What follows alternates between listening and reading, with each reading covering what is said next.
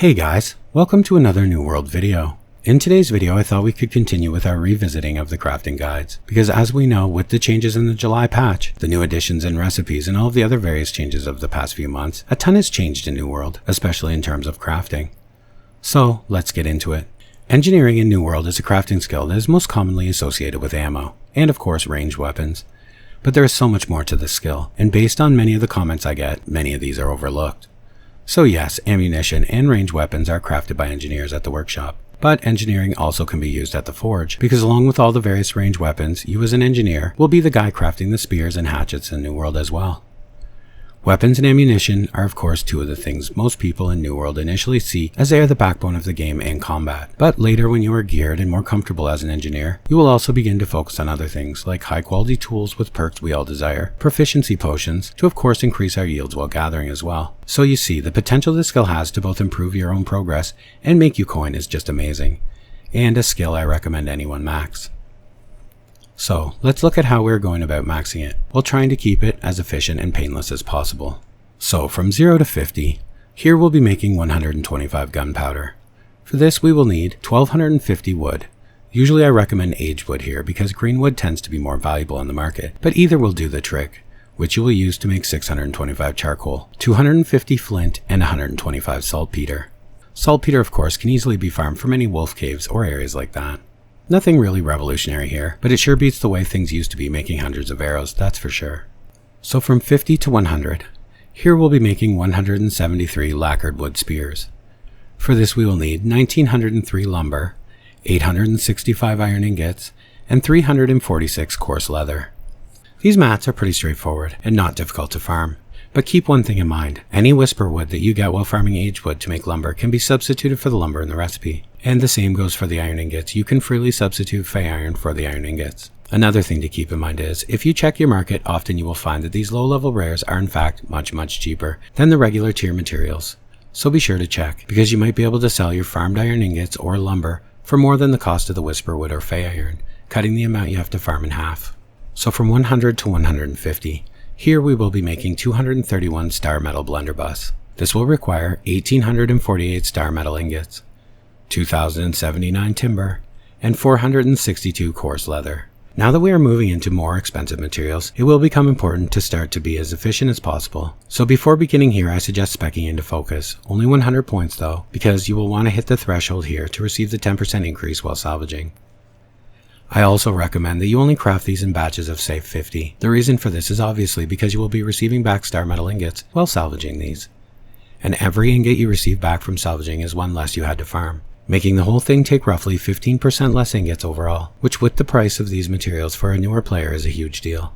Also again in this range I recommend checking your market, because like last time, the star metal ingots can be substituted for blessed crucibles or azurite chunks, and more often than not these are much less expensive than the star metal ingots, and every little bit helps of course. Now from 150 to 200, here we will be making 374 orichalcum blunderbuss. This will require 3,366 orichalcum ingots, 3,366 timber, 748 coarse leather. This is definitely the most expensive part of your journey, but if you have watched any of my previous engineering training guides, or have maxed it out before on another character, you will know this is vastly easier than it used to be. This section used to be a backbreaking section costing you tens of thousands of iron wood, which is just as expensive as orichalcum ingots. So although it seems daunting, believe me, it's nothing compared to what it once was.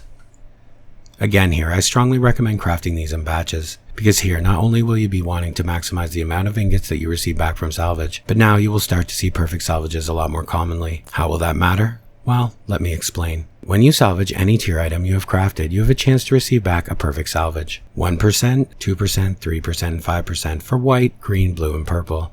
This sounds low, but when you're crafting and salvaging hundreds of items, getting them starts to happen quite frequently. And when you get one of these, you use it at your workshop to craft the engineering notes, which awards you with 15,120 engineering experience on craft at tier 5. So that's a nice bit out of your journey. These add up very quickly and make a massive difference, so doing them in batches will lead to overall required number of blunderbuss you truly have to craft being significantly less. So now you're a 200 engineer, what's next? Well, first you need to gather all of the gear, trophies, and items to maximize your potential as an engineer. So first, let's have a quick look at the gear. Tier 4 variant of this set is now only obtainable from the Aptitude Crate patterns. However, the Tier 5 set can still be farmed. And for the helm, you will want to kill the Caminus Gatelord, found in Caminus in the Great Cleave. For the chest, you will want to farm Mirepaw, found in the Congregation in Rakewater. For the gloves, you will want to farm the Lost Alchemist Crocs, found in Mosswater Burg in Rakewater. For the pants, Overseer Levy, found in Caminus in the Shattered Mountain. For the shoes, you will want to farm Isvari, found in Isvari's Isolation in Eden Grove. You of course will also need an earring with a +5 minimum engineering crafting item quality on it. These have been changed slightly to drop far less in the world. However, the Orichalcum engineering charm is very cheap on the market and can be used at your outfitting station to craft your own earring by adding it into the desired mod slot. This earring can be low level and any quality, none of this matters. You will only be wearing it to craft, and all that's important from it is the +5 engineering. Next up, trophies. You will of course want to have your 3 major engineering trophies. These aren't quite as important as the armor set, as they do not increase your max potential roll on crafting. They simply increase your minimum roll. So you can craft 600 gear score items without them. However, they will decrease your roll range, giving you, along with everything else, the desired 595 to 600 potential roll, decreasing your chances of rolling purples and increasing your chances at rolling legendaries. And finally, the food. As an engineer, when you craft, you are always going to want to have herb-crusted vegetables on hand, as these provide you with the needed +15 minimum gear score when you craft engineered items. Now, of course you will want to have all of these things, but do not think for a second your engineering skill was a waste of time, or there's no point until you have them. Unlike other professions, engineers are in a unique position to make a ton of coin with the very base entry of only the skill and nothing more. First, the proficiency potion.